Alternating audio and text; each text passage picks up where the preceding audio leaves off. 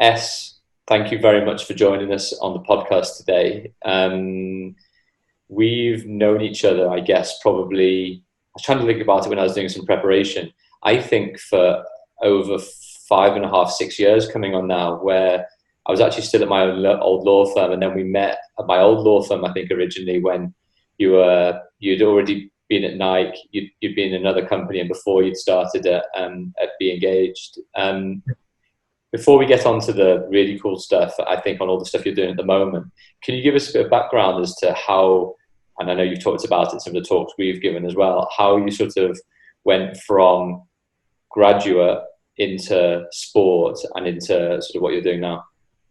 Yeah, cool. So it was a bit of a weird journey because when I was in university, I always thought I was going to go down the banking economics or management consultant route. So that was always a big, I guess, passion of mine when I was younger, looking at how businesses were doing things and how by analyzing them, you could kind of recommend for them to do things better, I guess. So I always thought that was kind of going to be my route into my career. But within the first and second year of uni, I did 2 internships, one at KPMG and one at Barclays, and quickly realized that that wasn't something I was interested in. I wasn't interested in sitting behind a desk all day and crunching numbers or looking through different review forms, etc. So I kind of hit a bit of a brick wall, and in my third year of uni, I tailored my degree more towards the marketing and kind of branding route.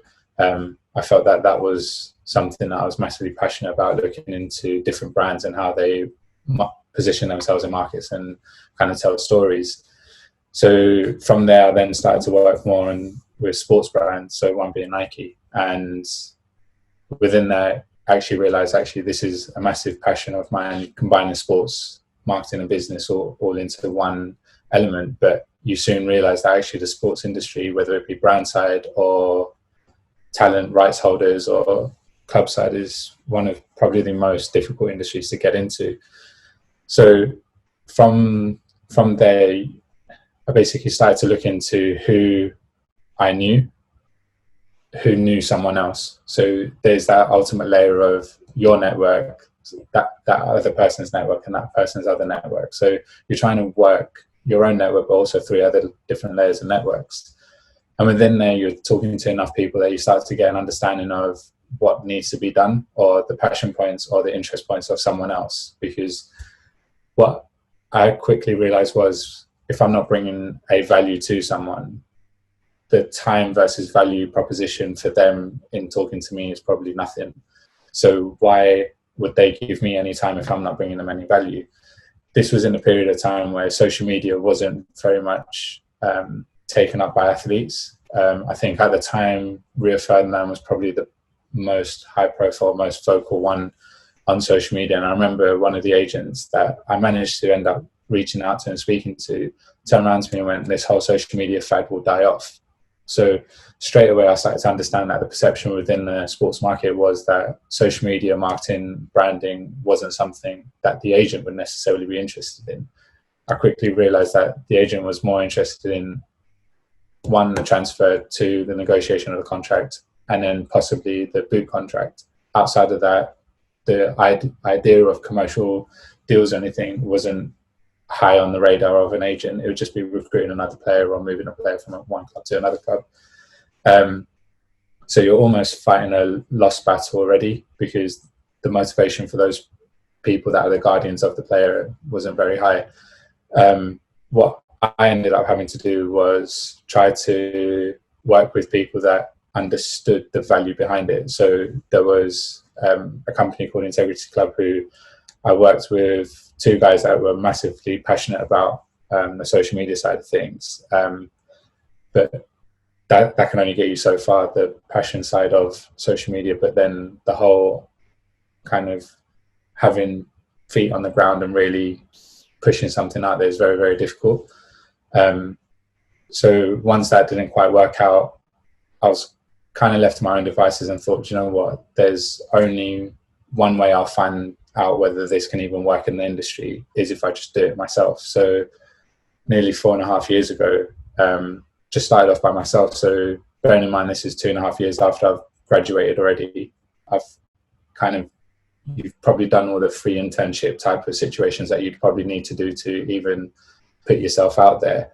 I'm now having to start again from that free situation again to really understand whether this element can work within the industry. And it was very quickly by tailoring a proposition more towards a commercial angle that the agents and the players start to understand that there is a value here. So by doing social media or by marketing yourself through different avenues can actually lead to an ROI.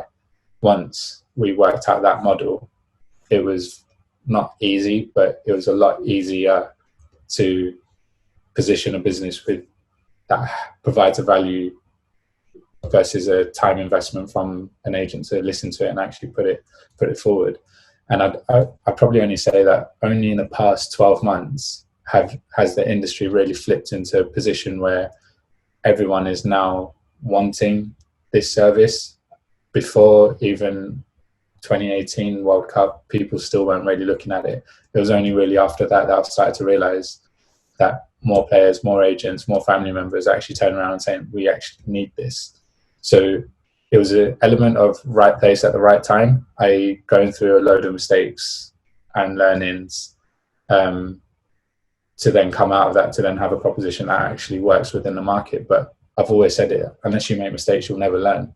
So if everything was smooth sailing at the start, I don't think I would ever have been able to be in a position now that you can actually have something that people come to you for rather than you having to go to them for.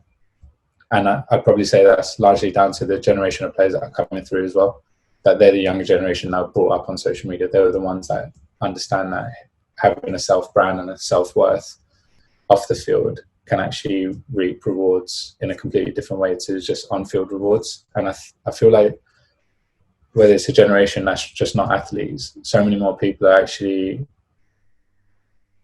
I guess, motivated with self-investment in themselves, whether it be mentally, physically, well-being.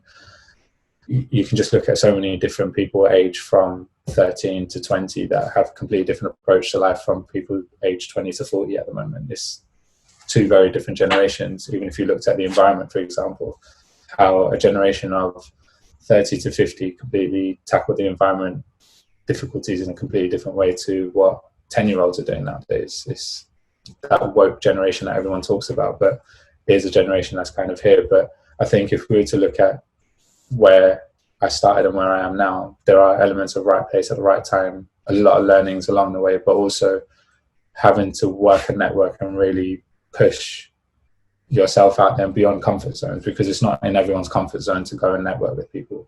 99% of the population can't do that, but it's really to push yourself out there in a way that you're not comfortable, because if you're in your comfort zone, you're never going to get better, right? So I think I saw one of your posts to focus on being a better you, or not to necessarily be the best at something, but be the best at bettering yourself, right? And I think that kind of hits the nail on the head, that a load of people within the industry aren't necessarily amazing at something, but what they will be is their motivation to be better every time is the part that will probably make them more successful than not. It's not like being a doctor where if you're the best brain surgeon in the world, you'll naturally get that job. In this industry, it's very much you have to keep pushing yourself. The day that you stop pushing yourself and stop wanting to learn is the day that you'll most likely be irrelevant to other people within the industry. And you see it so often as well with players. That, I guess, that phrase of hard work beats talent is the case off the field as well, that hard work actually beats the people that are the most talented in this industry. So I think that's, from a start to a finish, they're probably the key points that probably got me to where I was, in a position of uncertainty, of not knowing what I actually wanted to do, to a position now where you've got a business with 15 people and working across different territories, having 2 offices, one here, one in Barcelona, and then having a proposition, I guess, which isn't just what I initially started it out to be. Because if we just wanted it to be in one way, probably wouldn't have worked. Having the passion points across different things has probably allowed us to get to where we are now. And if I can just ask them one bit, which is, and it might be that a lot of people and listeners won't necessarily know what you do day to day.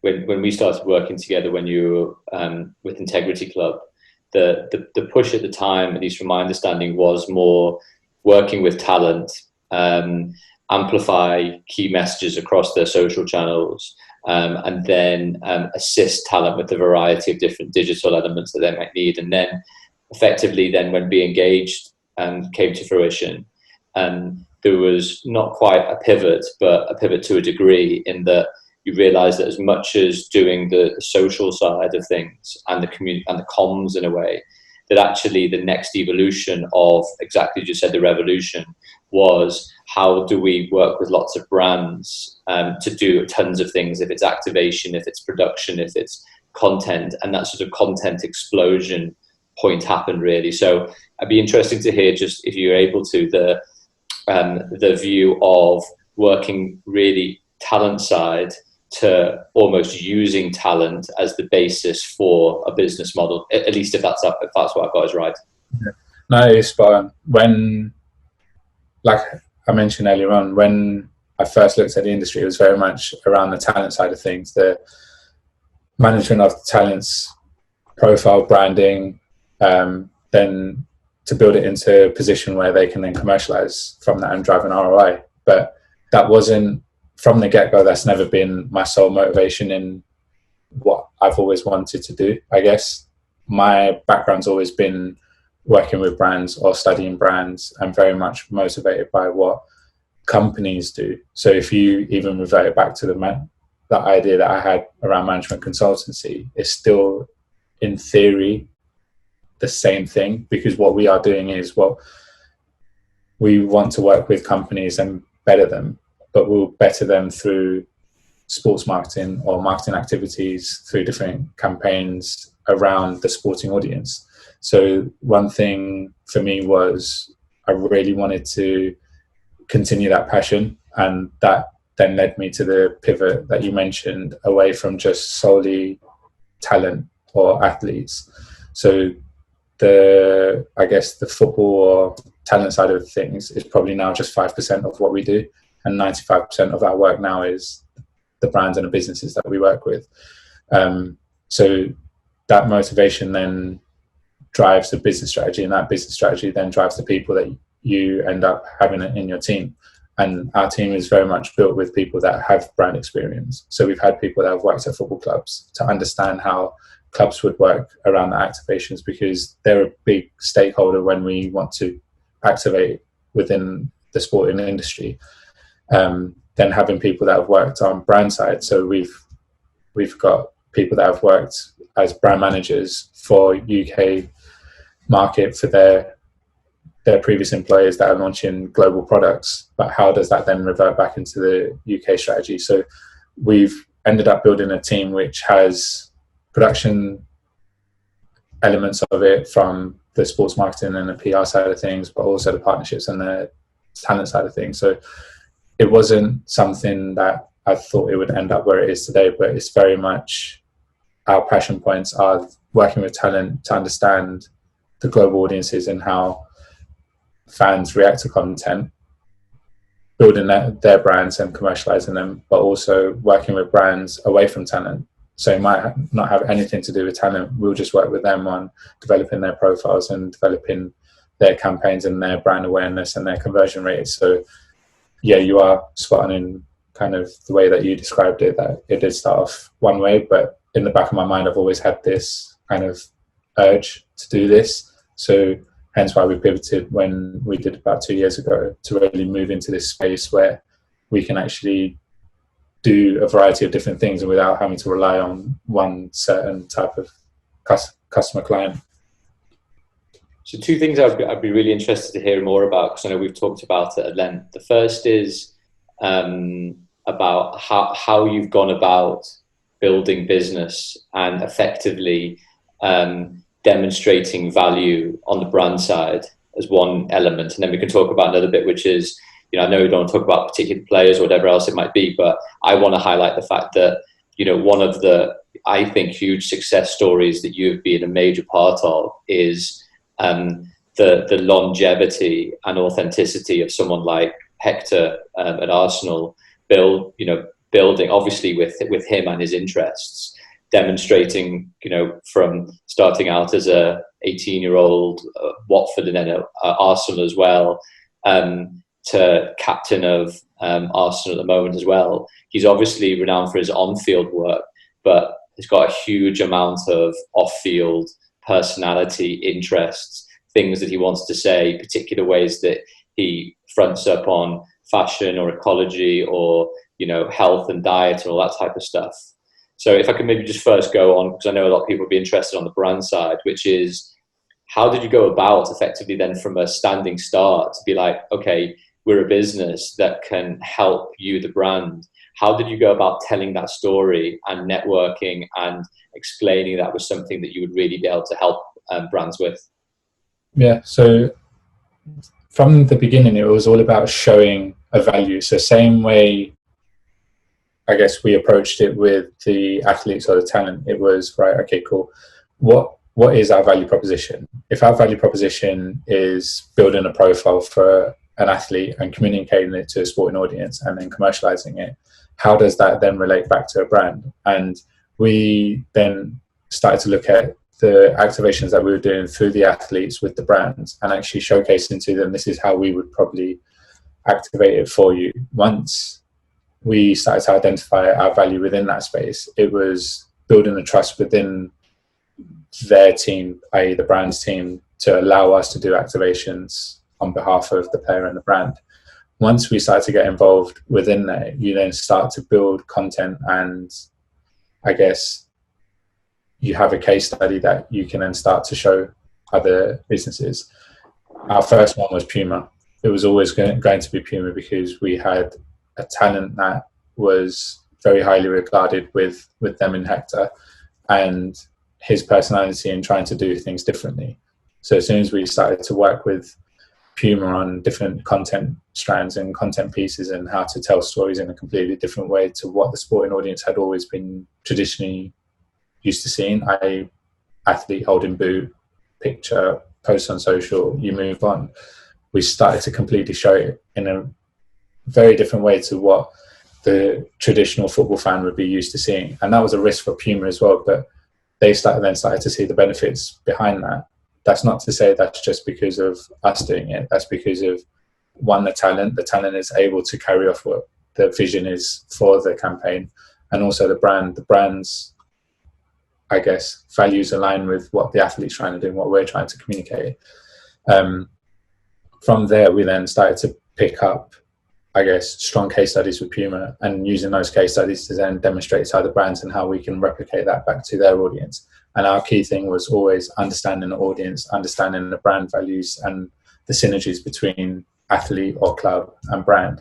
Once we started to demonstrate that, the brand started to take us very seriously, and you guys understand how to build profiles, how to build brands or convert consumers from just awareness through to whatever KPI they may have. That was probably the key turning point for us in proving the work. Everyone can talk the game, but as soon as we really flipped it in the sense of, right, we will do this for you at a very cheaper rate than what most other agencies would do, which is a risk for any business to come in and go, we will do this work for less than cost price. It's a massive risk, right? But it was having that belief in you and the team that you guys are able to deliver it. From there, then we started to pick up a number of different brands, and it was always around campaign storytelling, content production, building assets for them to then retail through different offline or online channels. And then, was that word of mouth, or was that just deliberate content generation with a view of saying, look what we've done for this brand, look how we've done this in a slightly different way? Therefore, or was the stuff at that point then organically coming into you of brands or people effectively saying, can you help with us? At the start, probably for the first year whilst we were doing the branded side of things, it was very much we were having to work our network. We were having to go out there, reach out to people, show them the work that we'd been working on, why it was done in that way, pitch to them and really go through the traditional process of, like, I guess, a sales process. Mm. That was very much what we had to do within the first year. So we started to see the same cycle, though, with the athletes and the brands, that our athlete strategy now is that we will only work with the people that we deem that you can build a brand for. It's not a case of us just working with any athlete. We only want to work with the ones that have the right attitude, the right personality, the right attributes to becoming, I guess, a personality or brand off the field. Then with the brands, it was the case of, right, let's reach out to those that we know we can provide a value for. Let's not reach out to those that we can't. For example, we can't provide a value to Pepsi or Coca-Cola.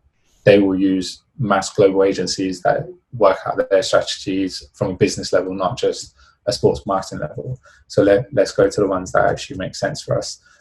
I'd only say it was probably in about August, September time last year, so that's probably 2 years on from when we started it, that it started to become word of mouth. So you've then seen probably a 2.5 year process of you having to build case studies, build your name, build an awareness of what you are doing for it to then to be word of mouth. So at the moment, we do have a fair number of inbound inquiries or repeat business from different entities. So someone may leave one company, go to the other company, the word of mouth then moves to that company to say, oh yeah, we did this with so-and-so, so I'd recommend to use them. So, and we started to build like a small little niche for us, where when it comes to sports activation and sports campaigns around building the content, the production side of things, understanding athletes, understanding sports audiences, understanding brands, but also understanding the need of all of those stakeholders and how you can find a common, I guess, objective for all of them to then end up making content or a campaign that works for them. But it, as any business, is very, very tough. It's not, I might make it sound, I guess, a bit easy because I'm trying to like condense, I guess, 4 or 5 years worth of work into a few sentences. But it is very hard for you to go from point A of having an idea to then someone buying into that idea, and then that one person then turning into 15 other people, those 15 other people turning into 100 different people. I remember that first year when we first hit, I guess, 6 figures, that was kind of our target, and you're kind of blown away by it. But now when you look back at it, you're right, okay, cool. That was, in theory, very easy to get. Now, how do you then build that into a 10 years worth of growth?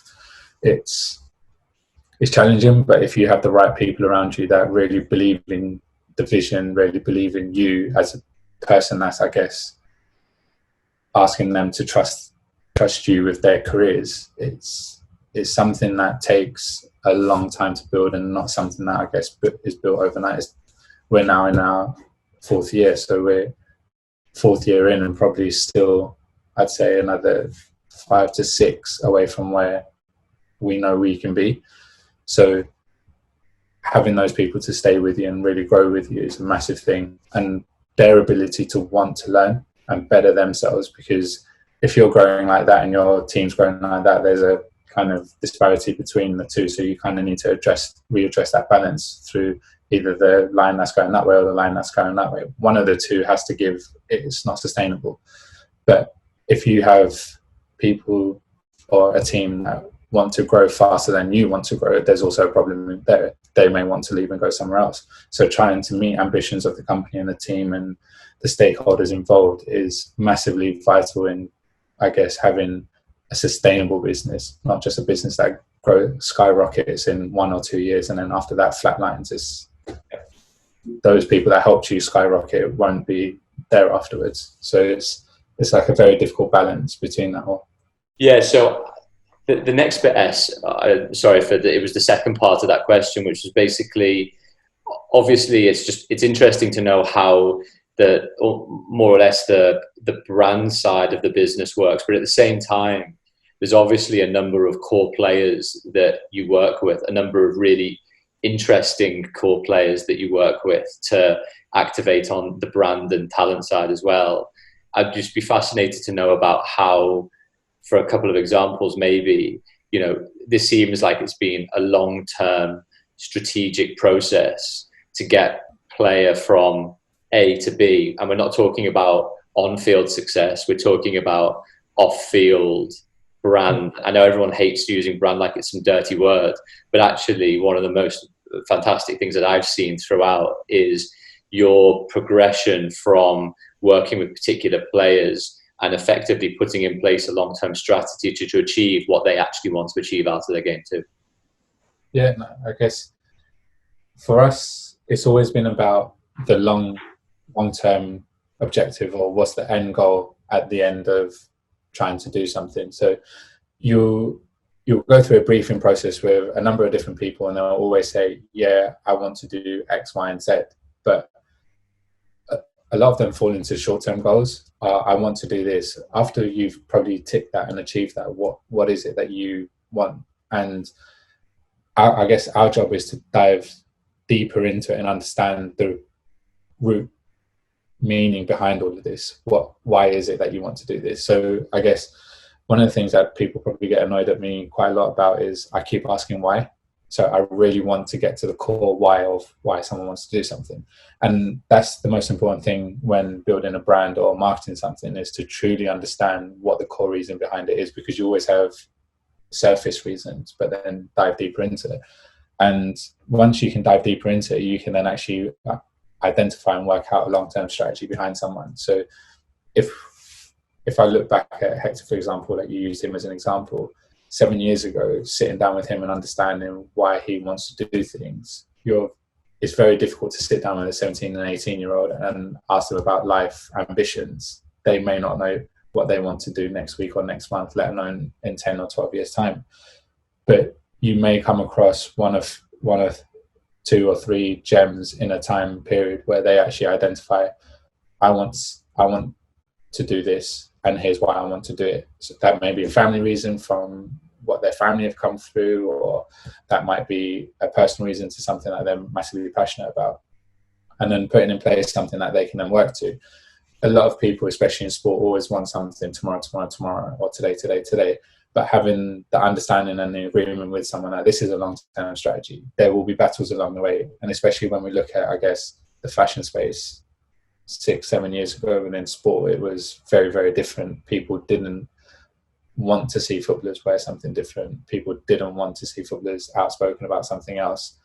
But now it's the norm. Now you've got campaigns run by so many different media publications to look into who's the best dressed footballer, who's this, who's that. And 6-7 years ago, that was non-existent. So you're almost trying to battle a change, and you can't win. I guess in that period of time, there was Hector, there was Serge Gnabry, there was Alex Oxlade-Chamberlain. I guess I'd put those 3 at the top that massively tried to embark on this journey, and I think Hector's massively pulled through it in terms of, I think it's more down to him than anyone else because of the personality he is and the type of things that he's always been willing to bend over to do that most, I guess, athletes wouldn't do. They'd fall into the trap of, I'm so-and-so, so so-and-so should do this for me. And I remember the Louis Vuitton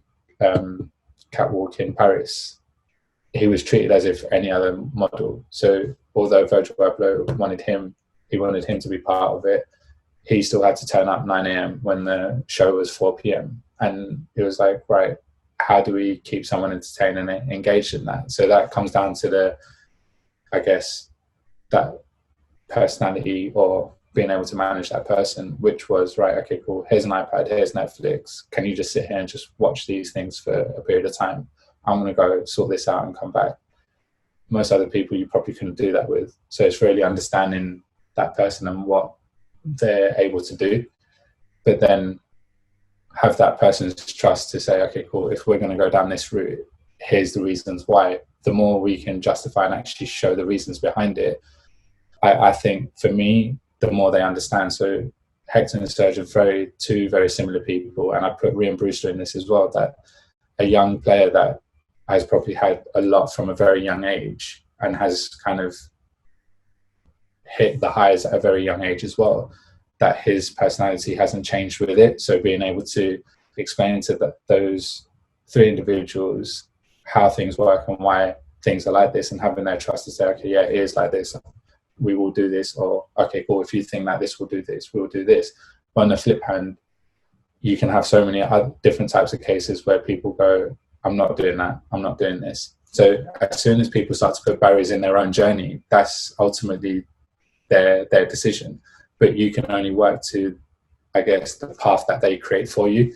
And if I looked at Hector, Serge, Ria, they've very much looked at it and gone, okay, I will try to clear the path as much as possible for you to do your work, to allow me to then do my work on the pitch, so that I can then, once I can deter away from kind of my day job and I can come to a hobby or a passion of mine, you've built a path for me to then flourish in it. Whereas so many others will say, I want to be known within the gaming space, or I want to be known for this, but then, okay, can you do a Twitch stream for us? No. Okay, well, you just put a barrier in the first place, and that's kind of impossible to move past. So coming back to the point that I was mentioning earlier on, that really identifying the person first is massive for me, because if the person isn't willing to jump on the journey, then you can do all the work in the world that you want. It won't ever succeed. So I think building a strategy is always dependent on the 2 or 3 or 4 or 5 people involved in it. It's more about the people than the ambition. The ambition can be as high as it can possibly be, but or low as possible. But if that person doesn't open up the gateways for you to achieve that, it's very difficult. And can I ask one other bit, because I get this quite a lot of the time as well, and obviously I'm pretty, at the same time, defensive when it comes to my clients and the people that I work pretty closely with, is that you always get this strange narrative in the media, maybe more mainstream media, which is why are footballers or talent people doing different things apart from the stuff that they do for maybe 2 or 3 hours a week on a football pitch, or another hour or so per day on a training ground. Like somehow, because they've got outside interests like ecology or diet or fashion or computer games or whatever else it might be, that somehow that's a distraction or is an undue distraction. I'm always fascinated by that narrative, because it just seems so artificial, and I'm sure you must get that all the time. You must get that perspective, and to me it seems so artificial that it's almost not worth the discussion. But I'm interested how you sort of bat it off, and how you try and rationalize it yourself. I think the modern media space is built off of controversy, right? So whether we looked at politics, sport, or whatever it might be, it's always built in a way to drive traffic. And if a piece is positive around someone trying to do something, they don't drive as much traffic as if someone's trying to, I guess, slate someone. So the media shift that we've had by not listening to any of these kind of points has allowed for people to actually understand that actually we can berate this guy as much as we want, he's not going to listen to us. So they then stop, move on, and move off to someone else. And then what people actually then start to do is what our objective always is, for other people to be brand advocates of yours, to talk about you without you having to talk about yourself. Just because you don't see on social media someone do extra training doesn't mean that they're not doing extra training. 9 times out of 10, most of them are. But what the clubs will do is as well stop them from doing that because of the workload that they have to do. Most teams are playing twice a week. You're probably getting 1 day off in a month. So to keep you sane and to keep you, I guess, active outside of 8 a.m. to 2 p.m., you've still got 2 p.m. till, I guess, 8 p.m. again. So in those 6 hours, what are you going to do? You need to do something. Same way that a normal person, if they go to a job, they're finishing far later and doing their job for a far longer time. But how many people come home, they'll go on PlayStation or Xbox, play gaming because that's a hobby of theirs, or they'll do drawing, painting, they'll go to pottery classes or whatever it might be. Everyday people still do other hobbies outside to keep their mental well-being and kind of... Are you going to pottery classes? Is that what you're saying? No, I did try it once, but it didn't work out for me. But it is that thing that people do activities outside. There's only so much strain someone's body can take within that period of time. And I remember when Hector did his ACL, we were speaking to the surgeon. The surgeon was saying when he first started out doing ACL injuries, I think 25 years ago, he did 2,000 in a 12-month period. Now his clinic or surgery is doing about 25,000 every 12 months. So you can see the impacts that schedules are having on people, that those schedules now mean that clubs, sports conditioning coaches are telling people to do less outside of the training ground. So what you meant to do at that time, you do that, right? But I think the narrative, trying to change that narrative is very, very difficult. So I remember when Hector first went vegan, we had the narrative of, I think, Alan Brazil saying that he needs to eat steaks, this, that, and the other.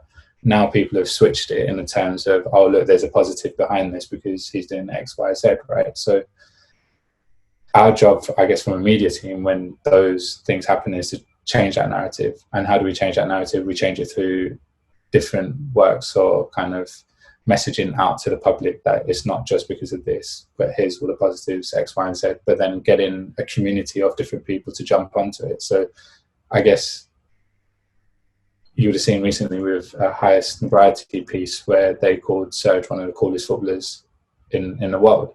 But they're saying that he's not having to say that. So changing that dynamic, especially in the German market, which is very hard, where the German football fan just expects you to not have social media, go to training, do your game, and literally do nothing at home.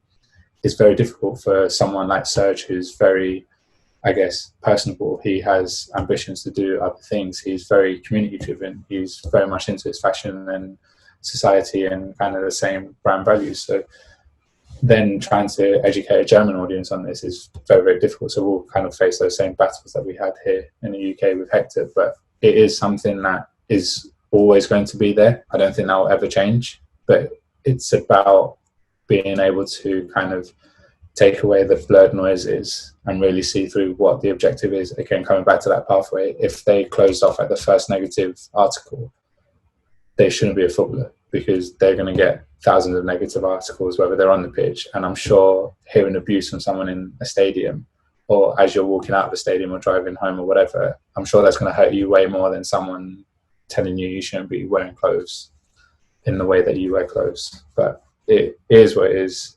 But you are right, you do get defensive sometimes, but you need to just remember that they're just doing their job at the end of the day, which is to drive revenue for their media platform, and that's what they're doing. If they were to sit there and say, oh, look how amazing this person is, no one's going to click on it.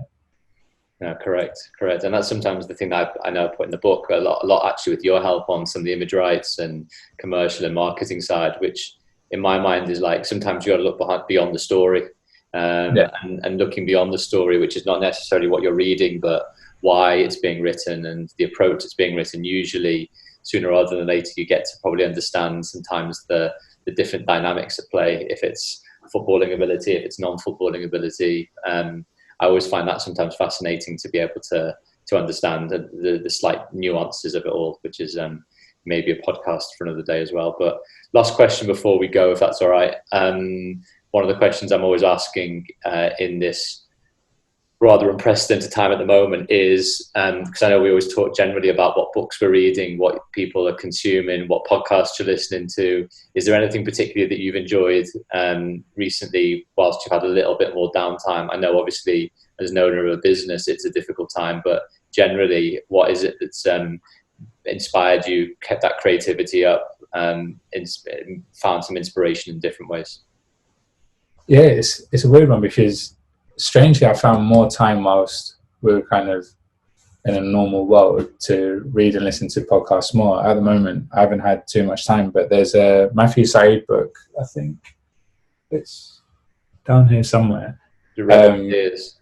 Yeah, Rebel Ideas, because the concept of that is to really change the way you approach your thinking, right? So your ideas, just because they're different, doesn't mean that they're wrong. So, and especially in this period of time where I guess as a creative you can come up with far more ideas, is something that's quite interesting to read, that how to use ideas in a completely different way. So at the moment I'm reading Matthew Said's Rebel Ideas, but also what I found quite interesting is so many people's different thought leadership articles online, and reading through them and really understanding why people are analysing things in a certain way. Because at the moment, I guess my job is less so more about, I guess, broadening my mind, and more so about protecting something and making sure that we're in the right position that come whenever it is that we're able to thrive from it. So really understanding and analysing different people's opinions and kind of understanding of the market. So more of my reading has been around analysis of the industry, less so about books. But if I was to say the one book that I'm reading at the moment, it's Matthew Said's Rebel Ideas. Podcast wise, the last podcast I actually listened to was How I Built This. So the series, I've forgotten the guy's name who has it. I've got it subscribed in my iTunes, but How I Built This, every, I think, week or 2 weeks, they bring someone new from different industries. Hi-Raz, yeah. And he has people from who built Shopify through to Spotify, through to Instagram, through to very Whole Foods, for example, starting off from a farm shop through to this. So I love listening to those type of podcasts where people tell their stories about how they built something, because it's always fascinating. You always see a product and you always think, oh, how did they get to where they are today? But they really explain it. And I'd highly recommend that for anyone that's looking to start business, because you actually forget the hardship involved and turning down big offers when people want to buy you, for example. That is a massive challenge that every business owner that is lucky enough to be in a position to do that will have that. And listening to people who turn down hundreds of millions to then go on to make $1 billion company is insane. But Guy Raz's How I Built This is highly recommended by me. And I know we talked previously about Shoe Dog, Phil Knight's one, and that felt like a similar thing to a lot of the How I Built This stuff, which was like Phil Knight literally in the formative years of Nike for years, literally living on the edge financially for so long. And you can sort of never envisage that now as the multi-billion-pound company that is now, struggling for such a long period of time in the shadows of some bigger brands at the time. So I found that journey a really interesting one too. Yeah, and if whoever's read that Shoe Dog, they'll see the same brand principles that they started off with are still alive today. How they champion the athlete, how they put social causes at the forefront beyond anything else, and the way that they ran the company when it was making zero profit or a loss is still the same how they run the company now when they're making whatever profits that they're making nowadays. But it's so interesting to see from a founder's point of view that they stuck to their core principle when they first started, and you tend to see that across most of the successful businesses. They pretty much stick to their core reason why they started off. No, mate. Thank you very much for the chat. It was great to have you on, and hopefully we can see you face to face sooner rather than later. And take care of yourself and the business. Perfect. I appreciate that. Thanks, Paul.